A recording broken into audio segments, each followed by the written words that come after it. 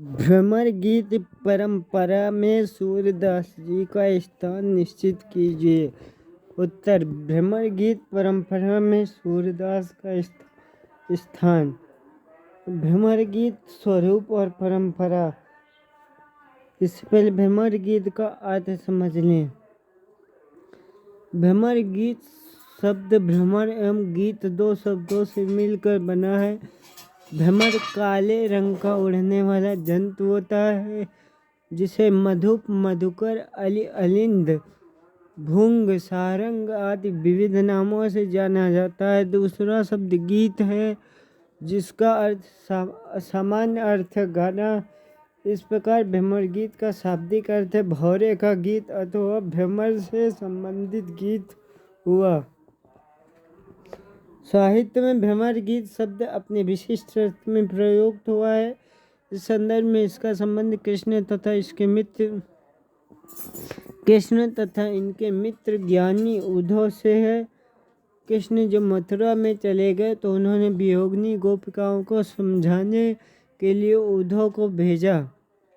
उद्धव के समक्ष गोपियों ने भ्रमर को संबोधित कर अपने भावों को मार्मिक रूप में प्रस्तुत किया। यही कारण है कि इस प्रसंग को भ्रमर गीत की संज्ञा से अभिहित किया जाता है। हेडिंग: भ्रमर गीत परंपरा। भ्रमर गीत परंपरा का मूलाधार श्री कृष्ण की कथा है। उस समय प्रेम और भक्ति, ज्ञान व योग के संघर्ष के समुचित समाधानार्थ यानी समाधान के लिए ही भ्रमर गीत की कल्पना की गई। इसका सर्वप्रथम उल्लेख हमें श्रीमद्भागवत पुराण में देखने को मिलता है। उसके 10वें स्कंद के पूर्वार्ध में अध्याय 47 के 12 से 21 श्लोक तक भ्रमर को लक्ष्य करके गोपियों द्वारा उपलम्बित दिए गए। इसे भी पूर्व महाकवि कालिदास कृत अभिज्ञान शाकुंतलम में भी भ्रमर का उल्लेख हुआ है। जहाँ भ्रमर शकुंतला के शरीर पर बैठ गया तो ईर्ष्यालु स्वर में दुष्यंत ने उससे कहा कि उसके बार बार निषेध करने पर भी तो उसके अधरों के मधुर रस को पी रहा है।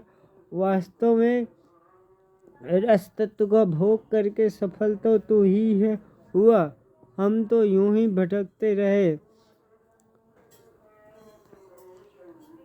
अभिज्ञान शाकुंतलम के अंक 1 में यह घटना वर्णित है। भागवत में भ्रमर को रसिक प्रेमी के अर्थ में ही प्रयुक्त किया गया। भागवत में गोपियों की विरह व्यथा को दृष्टि में रखकर कृष्ण ने उन्हें सांत्वना देने हेतु उद्धव को गोकुल भेजा।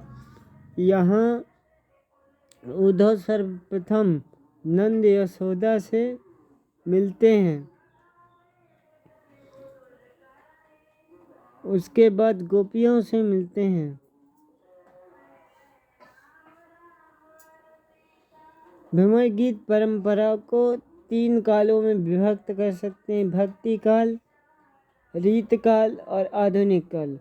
भक्ति काल में लेते हैं। भक्ति काल में भ्रमर गीत परंपरा के दर्शन में सगुण भक्ति की कृष्ण भक्ति शाखा के कवियों की रचनाओं में मिलते हैं, जिनमें महाकवि सूरदास, नंददास, परमानंद दास, वृंदावन दास तथा राम भक्ति तुलसी आदि प्रमुख हैं। सूरदास ने श्रीमद्भागवत के 10वें स्कंद की कथा का आधार ग्रहण कर भ्रमर गीत की रचना की।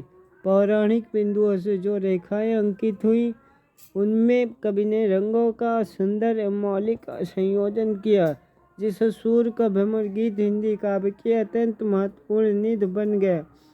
सूर ने अपने सूर सागर में 3 भ्रमर गीतों की रचना की। पहला 3 रूपों में भ्रमर गीत की रचना की। पहला, प्रथम रूप में कवि ने भागवत के भ्रमर गीत को अपने रूप से प्रस्तुत कर दिया है।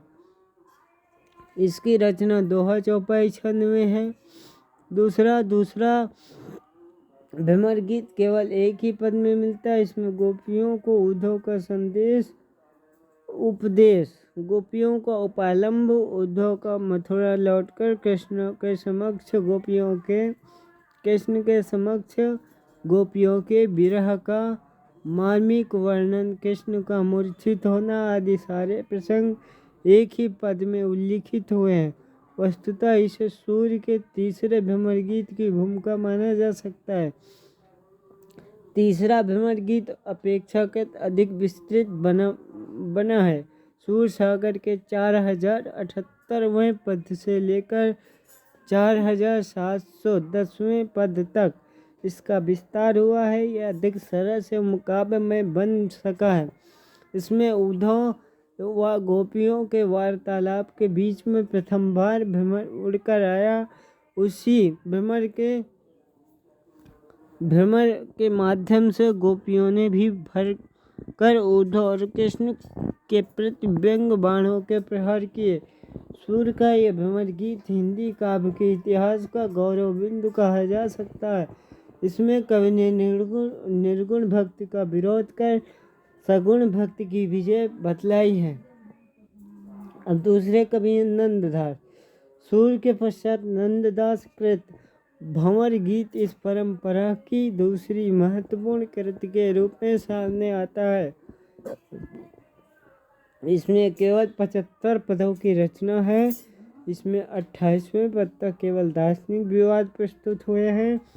इसके उपरांत 26वें पद में गोपियों के समक्ष कृष्ण का रूप स्पष्ट किया गया है।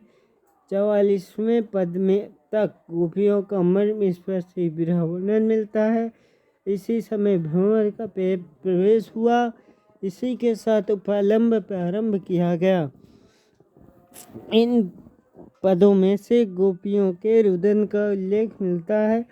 तदंतर 69वें पद तक उद्धव का मनोद्वंद विचार परिवर्तन व्यक्त हुआ है। इसके आगे कृष्ण व उद्धव की संवाद योजना की गई, जिसमें उद्धव के कृष्ण रूप के दर्शन तथा भंवर गीत को समाप्त कर दिया गया। नंददास ने भंवर गीत में श्रीमद् भागवत के परंपरागत तत्वों की समुचित रक्षा करते हुए अपने मौलिक विचार बिंदुओं की भी प्रतिष्ठा की है। अब अगले कवि हैं परमानंद दास। परमानंद दास अष्टछाप के कवियों की परंपरा में भ्रमर गीत के विकास में सहायक माने जा सकते हैं। उन्होंने अपने भ्रमर गीत की रचना चौपाई व साखी छंदों में की है। यहाँ भ्रमर का प्रवेश नहीं कराया गया, किंतु मधुकर शब्द का संबोधनात्मक प्रयोग अवश्य हुआ है। इस रूप में स्पष्टता कवि ने भ्रमर गीत के प्रतीकार्थ को ही ग्रहण किया है। परमानंद दास ने सूर व नंद की ही भांति ज्ञान का खंडन कर सगुण भक्ति की महत्ता का प्रतिपादन किया है। यहाँ उद्धव का ज्ञान गोपियों के मार्मिक विरह व्यथा को देखकर चूर चूर हो गया। वस्तुतः यह कवि की अपनी कल्पना है। अष्टछाप के इन 3 कवियों के अतिरिक्त अन्य अष्टछाप के कवियों ने भ्रमर गीत की रचना में कहाँ तक योगदान दिया, इस विषय पर कोई प्रामाणिक सामग्री उपलब्ध नहीं होती। कृष्णदास के कुछ पद इस संबंध में मिलते हैं, पर ठोस प्रमाण नहीं मिल पाए हैं। चतुर्भुज दास ने भी 2-3 पद लिखे हैं, ऐसा माना गया है। इनके अतिरिक्त कुंभनदास, गोविंद स्वामी, छीत स्वामी आदि की रचनाओं में भ्रमर गीत नहीं मिलता है। अब वृंदावन दास। भक्तिकालीन कवियों में वृंदावन दास सूर व नंद की परिपाटी के ऐसे कवि हैं जिन्होंने भ्रमर गीत परंपरा को विकासोन्मुख किया। उन्होंने छंदों में 2 प्रकार के भ्रमर गीतों की रचना की है। प्रथम भ्रमर गीत सूर की भांति ही एक पद में लिखा गया है। दूसरा भ्रमर गीत विस्तृत रूप में प्रस्तुत हुआ है। इसमें यशोदा के मातृ स्नेह तथा गोपियों की विरह वेदना की मार्मिक अभिव्यक्ति हुई। उद्धव के निर्गुण प्रतिपादन तथा गोपियों द्वारा उसके खंडन के प्रसंग में कभी सूर व नंद का ही अनुगमन करता दिखाई पड़ता है। यहाँ गोपियों ने उद्धव के समक्ष अपने मनोभावों को सहज रूप में प्रस्तुत किया है तथा कृष्ण मिलन न होने को वे अपने ही दुर्भाग्य का कारण मानती है। उद्धव के सारे उपदेश उनके लिए वृथा सिद्ध हुए हैं। वे तो बार बार श्री कृष्ण के आगमन की संभावनाओं पर ही उद्धव से प्रश्न करती दिख पड़ती हैं। तुलसीदास राम भक्ति शाखा के प्रतिनिधि कवि तुलसी ने भी श्री कृष्ण गीतावली में भ्रमर गीत का प्रयोग किया है। गोपियों के विरह प्रसंग में कवि की दृष्टि प्रेम की अलौकिकता की ओर उन्मुख हुई है। ज्ञान मूढ़ उद्धव के समक्ष ज्ञान के खंडन के समर्थ में कवि ने मधुकर आदि संबोधनों के साथ भक्ति के स्वरूप को स्पष्ट किया है। यहाँ भ्रमर का प्रवेश नहीं हो सका। इस रचना में तुलसी की मर्यादा स्थापन की मौलिक विशिष्टता के दर्शन हुए मिलते हैं। सूर्वानंद की गोपियों की भांति तुलसी की गोपियाँ लज्जा का त्याग नहीं करती। वे अत्यंत विनम्रताशील, मर्यादा तथा भक्तिभावों से युक्त हैं। उनमें नंद की गोपियों की भांति तर्क करने की प्रवृत्ति भी नहीं दिख पड़ती। उन्होंने अपने सहज प्रेम, विनय एवं भक्ति से उद्धव के ज्ञान गर्व को पराजित किया। भक्ति काल के उक्त कवियों के अतिरिक्त कुछ और कवियों ने भ्रमर गीतों की रचना की, जिनमें हरिराय, मलुकदास, मुकुंददास, रसखान आदि की चर्चा की जा सकती है। इनमें भी हरिराय की स्नेह लीला, मलुकदास की उद्धव पचीसी तथा रसखान के कवित्व विशिष्ट महत्व के हैं। साथ ही नीतकार रहीम ने 12वें छंद में मुक्तक रूप से भ्रमर गीत की रचना की है। यहाँ कृष्ण के प्रति गोपियों की तन्मयता जिस रूप में मुखर हुई है वैसी अन्यत्र दुर्लभ है। रीतकाल भक्ति काल में प्रवाहित भ्रमर गीत की यह परंपरा रीत काल में भी उसी भांति विकासोन्मुख बनी रही। इस काल में जिन कवियों ने भ्रमर गीतों की रचना की उनमें मतिराम, देव, घनानंद, पद्माकर, सेनापति आदि प्रमुख हैं। मतिराम रीत काल के पोषक कवियों में मतिराम को विस्मृत नहीं किया जा सकता। उन्होंने यद्यपि स्वतंत्र रूप से भ्रमर गीत की रचना नहीं की, किंतु गोपियों की विरह की अभिव्यक्ति में भ्रमर गीत को ही सहज अभिव्यक्ति मिल गई है। कवि ने कहीं पर परंपरा को ग्रहण किया तो कहीं परंपरा की लीक छोड़कर उसने मौलिक उद्भावनाएं की हैं। मतिराम की गोपियों में कृष्ण के प्रति झुंझलाहट तथा उद्धव के प्रति आदर एवं बौद्धिकता विशेष रूप से मुखर हुई है। वो स्पष्टवादी तथा चंचल प्रवृत्तियों से युक्त देखी जा सकती हैं। देव मतिराम की भांति ही देव ने भी गोपियों की विरह पीड़ा को अपनी सरस एवं मार्मिक उक्तियों के माध्यम से वाणी प्रदान की है। यहाँ भक्ति की अपेक्षा गोपियों के द्वारा प्रेम पक्ष का आलंकारिक चित्रण अधिक मुखर हुआ है। यहाँ कुब्जा के प्रति व्यंग्योक्तियाँ कही गई हैं। कहना ही होगा कि देव की गोपियाँ रीतकालीन प्रभाव से युक्त हैं, अतः वह स्वपत्नी अर्थात कुब्जा के प्रति प्रीतम कृष्ण की अत्यधिक आसक्ति एवं गोपियों के प्रति उपेक्षा भला कैसे सह सकती थी। इस प्रसंग में देव सगुण निर्गुण के स्थान पर राग एवं विराग की संघर्ष योजना में उलझ गए हैं।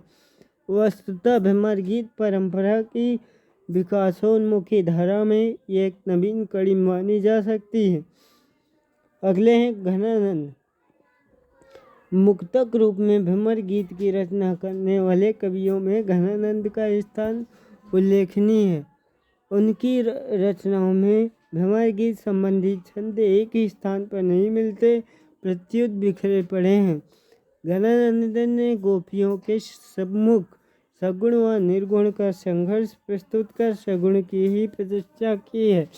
भाव, भाषा व अलंकार संबंधी रीतकालीन विशेषताएं हमें घनानंद के भ्रमर गीत संबंधी छंदों में देखने को मिलती है।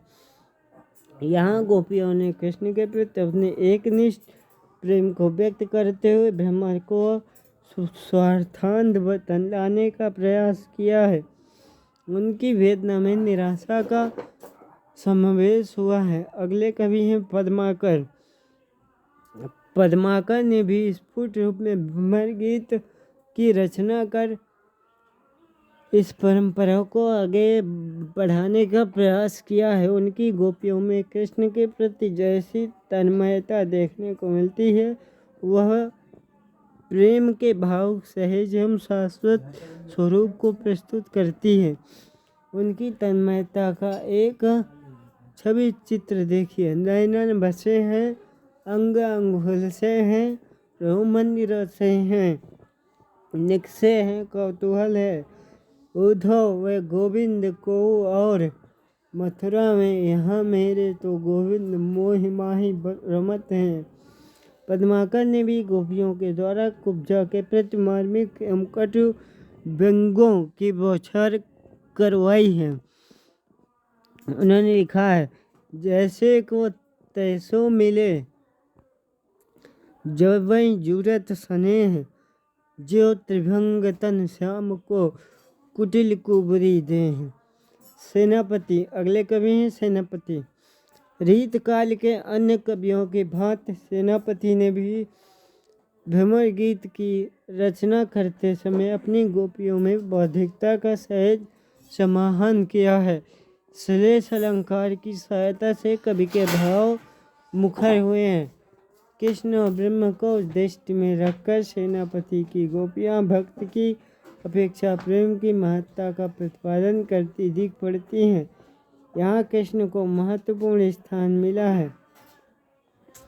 इनके अतिरिक्त रीतकाल के अन्य कवियों में जिन्होंने भ्रमर लिखे, कुछ और भी कवियों का उल्लेख किया जा सकता है। डॉक्टर स्नेहलता श्रीवास्तव ने हिंदी में भ्रमर गीत काव्य और उसकी परंपरा में इस संदर्भ में बख्शी, हंसराज, ब्रजनिधि, रसनायक, भिखारीदास, कालिदास, पाजन, कुंवर आदि की चर्चा की है। अब भ्रमर गीत आधुनिक काल में कैसे आया? आधुनिक काल हेडिंग आधुनिक काल में आकर भ्रमर गीत में एक नवीन मोड़ आया। युगीन चेतना, नवीन भावना आदि का उस पर प्रभाव पड़ना स्वाभाविक ही था। इस रूप में आधुनिक काल को भ्रमर गीत परंपरा के लिए पुनरुत्थान युग के रूप में देख सकते हैं। इस अवधि में फुटकर एवं स्वतंत्र दोनों ही रूपों में भ्रमर गीत रचे गए। पहले कवि हैं आधुनिक काल के भारतेंदु आधुनिक काल के प्रथम ऐसे कवि हैं जिन्होंने रीतकालीन विशिष्टताओं को ग्रहण करते हुए मौलिकता के समन्वित रूप में भ्रमर गीत परंपरा का विकास किया। सूर्य की भांति भारतेंदु ने भी उद्धव को ब्रज भेजा। उसी भांति ब्रज में उद्धव का सत्कार भी हुआ। उद्धव से योग का उपदेश सुनकर वह प्रेम बालाएं क्रोधा विभूत हो उठी। भारतेंदु की गोपियां भागववादी आस्था से ग्रस्त हैं। वे तो केवल मात्र उद्धव से यही कहती दिख पड़ती हैं। भारतेंदु जी लिखते हैं, तुम उद्धव यही कहियो उनसो, हम और कुछ नहीं जानत हैं। पी प्यारे तिहारे निहारे बिना, अखियां दुखियां नहीं मानत हैं। भारतेंदु ने इसी प्रसंग में ज्ञान और भक्ति की चर्चा की है। उनकी अभिव्यक्ति पारंपरिक ही रही है। अगले कवि हैं प्रेम घन। भारतेंदु के उपरांत आधुनिक काल में इस परंपरा के दूसरे प्रमुख कवि के रूप में प्रेम घन हैं। प्रेम घन का नाम लिया जा सकता है। उनके पदों में सूर्य का प्रभाव स्पष्टता देखने को मिलता है। प्रेमघन का पूरा नाम था बद्री नारायण चौधरी प्रेमघन। इन्होंने इस प्रसंग विशेष को आधार बनाकर जो पद लिखे हैं उनमें कुब्जा के प्रति व्यंग्य उक्तियों का भी स्थान मिला है। को भी स्थान मिला है। इससे हम कवि पर रीतकालीन प्रभाव मान सकते हैं। उद्धव के ज्ञान व योग के उपदेश को सुनकर प्रेमघन की गोपियाँ खींच खींच उठी हैं। कवि ने उनकी झुंझलाहट का बहुत सुंदर चित्र प्रस्तुत किया है। यहाँ गोपियों के सरल एवं सहज तर्कों के समक्ष पराजित हो जाते हैं उद्धव। अगले कवि हैं सत्यनारायण कविरत्न। आधुनिक काल में भ्रमर गीत प्रसंग को लेकर स्वतंत्र काव्य की सृष्टि करने वाले प्रथम कवि के रूप में श्री सत्यनारायण कविरत्न हमारे समक्ष आते हैं। आपने अपने भ्रमर दूत ग्रंथ में भ्रमर गीत छंद को पुनः जीवित किया। कवि की उद्भावनाओं पर युग के अनुकूल परिस्थितियों का परिवर्तित प्रभाव स्पष्ट रूप से देखा जा सकता है। भ्रमरदूत काव्य में कवि ने स्वदेश की निराशाजनक परिस्थिति को प्रस्तुत कर भ्रमर गीत परंपरा के इतिहास क्रम में सचमुच एक नया मोड़ प्रदान किया। इसमें उद्धव गोपियाँ ज्ञान व भक्ति योग सगुण निर्गुण विषयक विवाद आदि कुछ भी नहीं मिलता। यशोदा भ्रमर को दूत बनाकर कृष्ण के पास भेजती हैं। यहाँ कवि ने यशोदा को भारत माता के रूप में चित्रित किया। उन्होंने लिखा है, बिलपत अतिकल्पत जबे लखी जननी श्याम भगत भगत आए तबे भाई मन अभिराम। भ्रमर के रूप में कविरत्न जी के अनुसार कृष्ण का मथुरा प्रवास कुब्जा प्रेम के फलस्वरूप न होकर लोक कल्याण पर आधारित है। यहाँ भ्रमर का आगमन उद्धव के रूप में नहीं हुआ वरन कृष्ण ही भ्रमर के रूप में आ गए। यशोदा की कथा संपूर्ण ब्रज की व्यथा बनकर मुखर हुई। अगले कवि हैं अयोध्या सिंह उपाध्याय हरिऔध। अयोध्या सिंह उपाध्याय हरिऔध का प्रवास एक महत्वपूर्ण ग्रंथ है। इस ग्रंथ के पठन की जहाँ और अनेक विशेषताएं हैं, वहाँ यह भी ध्यातव्य है कि इसमें श्री कृष्ण की कथा का नवीन रूप प्रस्तुत हुआ है। श्री कृष्ण के काव्यों को सामाजिकता के दायरे में घुमाकर इस ग्रंथ में आधुनिकता का सराहनीय प्रभाव है। कृष्ण के प्रवास की इस कथा में भ्रमर गीत का प्रसंग भी आ गया है, इसलिए ग्रंथ भी भ्रमर गीत परंपरा की एक कड़ी है। साथ ही ये भी बात याद है कि अपने नवीन दृष्टिकोण को रखने के कारण इस ग्रंथ का भ्रमर गीत प्रसंग भी अपने आप में नवीन है। पृथ्वी प्रवास का लगभग आधे से अधिक भाग इस प्रसंग से संबंधित है। इनमें ना तो ज्ञान पर प्रेम की विजय की चर्चा है, न उद्धव और गोपियों के तर्क वितर्क और न उद्धव का ज्ञान मार्ग का लेक्चर है। इस ग्रंथ का दृष्टिकोण सामाजिक भावों की वंदना करना है। इस प्रसंग का प्रारंभ प्रवास में कृष्ण द्वारा ब्रज की स्मृति पर होता है। हरिऔध जी लिखते हैं, एकाकी ब्रजदेव एक दिन थे बैठे हुए गेह में, उत्सन्ना ब्रजभूमि के स्मरण से उद्विग्नता थी बड़ी। उद्धव संज्ञ ज्ञानबद्ध उनके जो एक सन्मित्र थे, वे आए इस काल ही सदन में आनंद से मग्न से। श्री कृष्ण के आदेश से उद्धव ब्रज जाते हैं। वहाँ सबसे पहले यशोदा आनंद से वार्तालाप करते हैं। अगले दिन गोपियों से कृष्ण संबंधी चर्चा होती है। कुछ दिन बाद गोपियों से बातें करते हैं और अंत में राधा से उद्धव की बातें होती हैं। इन सभी वार्ताओं में विरह की अनुभूति होते हुए भी वह हाय हाय नहीं है जो भ्रमर गीत प्रसंगों में देखी गई है। कृष्ण के विरह का कष्ट होते हुए भी परिस्थिति जन विवेक के कारण सांत्वना की धारणा बनी हुई है। अब सूर्य के भ्रमर गीत की विशेषताएं देखिए। प्रथम विशेषता है अन्य सभी भ्रमर गीतों की अपेक्षा सूर का भ्रमर गीत कहीं अधिक व्यवस्थित एवं श्रृंखलाबद्ध है, क्योंकि इसके आरंभ में कृष्ण की गोकुल संबंधी चिंता, उद्धव का ज्ञान संबंधी अहंकार, कृष्ण का उद्धव के अहंकार को दूर करने के बारे में विचार, उद्धव को ही संदेश लेकर गोकुल भेजने का उपक्रम, नंद यशोदा और गोपिकाओं के लिए पत्र, कुब्जा द्वारा पत्र की व्यवस्था, उद्धव की ब्रज यात्रा, उद्धव का ब्रजागमन,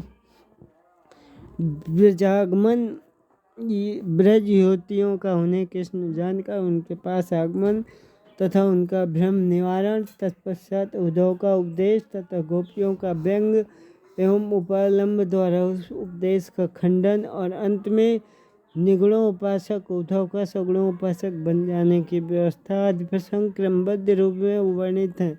दूसरी विशेषता, सूर्य के भ्रमर गीत में मनोवैज्ञानिक चित्रों द्वारा गोपिकाओं के प्रेम एवं भक्ति भाव को अंकित किया गया है। तीसरी विशेषता, सूर्य का भ्रमर गीत विप्रलंब श्रृंगार का अक्षय भंडार है। उसमें विरह के उत्कृष्ट भावना, वियोग की समस्त काम दशाओं का बड़ी ही सजीवता एवं मार्मिकता के साथ निरूपण किया गया है। चौथी विशेषता, सूर्य के भ्रमर गीत में मनोभावों का बड़ा ही मनोवैज्ञानिक चित्रण मिलता है, क्योंकि यहाँ सूर्य के उद्धव के संदेश द्वारा यशोदा, नंद, गोपीजन आदि पर जो भिन्न भिन्न प्रभाव पड़ते हैं उनका बड़ा ही मार्मिकता एवं दक्षता के साथ निरूपण किया गया। पांचवी विशेषता, इस भ्रमर गीत में उद्धव के मौखिक संदेश के अतिरिक्त कृष्ण के लिखित संदेश एवं कुब्जा के लिखित पत्र द्वारा ब्रज जन पर, विशेषकर कृष्ण के प्रेम में विकल गोपियों पर क्या क्या प्रभाव पड़ते हैं इसका बड़ा ही सजीव चित्रण किया गया है। छठी विशेषता, उद्धव का उपदेश सुनकर गोपियों ने उद्धव की मीठी चुटकियाँ ली और अथवा कृष्ण पर उपालंब किए। यह अपने विनोदी स्वभाव द्वारा कृष्ण एवं कुब्जा पर जो सपत्नी भाव मिश्रित तीक्ष्ण व्यंग किए हैं, ये सभी प्रसंग सूर्य के भ्रमर गीत की विशिष्टता के सूचक है। सातवीं विशेषता, सूर्य का भ्रमर गीत सूर्य की मौलिक उद्भावना शक्ति का द्योतक है, क्योंकि इसमें उद्धव के ज्ञान मार्ग को खंडित करने का प्रयत्न, उद्धव की सहजता, राधा के चरित्र का विकास आदि सूर्य की मौलिक उद्भावनाओं का द्योतक है। सारांश, इस प्रकार सूर्य का भ्रमर गीत मानव हृदय का एक आकर्षक चित्रफलक है, जिस पर हृदयस्थ विभिन्न भावों के चित्र अंकित हैं, जिनमें गति है, जीवन है, सरसता है, मधुरिमा है, सौंदर्य है और है एक शाश्वत कला, जिसमें विरह विधुरा नारी की मूक वेदना को मुखरित करके पाषाण से पाषाण हृदय को भी द्रवीभूत करने की अपूर्व क्षमता है। कृष्ण भक्ति शाखा के कवियों में सूर्य का स्थान अग्रगण्य है। आचार्य रामचंद्र शुक्ल के शब्दों में जिस प्रकार रामचरित गान करने वाले भक्त कवियों में गोस्वामी तुलसीदास जी का स्थान सर्वश्रेष्ठ है, उसी प्रकार कृष्ण चरित गान करने वाले भक्त कवियों में महात्मा सूरदास जी का। वास्तव में ये हिंदी काव्य गगन के सूर्य और चंद्र हैं, जो तन्मयता इन दोनों भक्त कवि शिरोमणि कवियों की वाणी में पाई जाती है। वह अन्य कवियों में कहाँ। हिंदी काव्य इन्हीं के प्रभाव से अमर हुआ, इन्हीं की सरसता से उसका स्रोत न सूखने पाया।